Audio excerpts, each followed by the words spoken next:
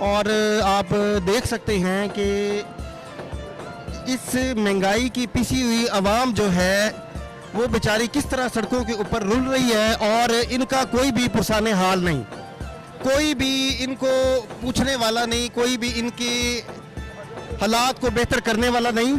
तो चलते हैं और कुछ लोगों से भी बात करते हैं और उनसे भी जानने की कोशिश करते हैं कि गुजारा कैसे हो रहा है इस महंगाई के दौर में। इस जैसे कि बिलों में इजाफा किया गया है, पेट्रोल में इजाफा किया गया है।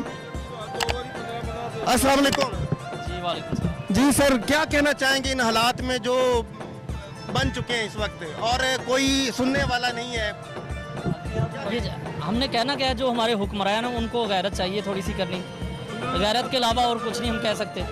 जो जो जो पीडीएम हम अपने बच्चों की बेट काट कर इनको टैक्स देते हैं, इसके बावजूद हम घरों में परेशान हैं।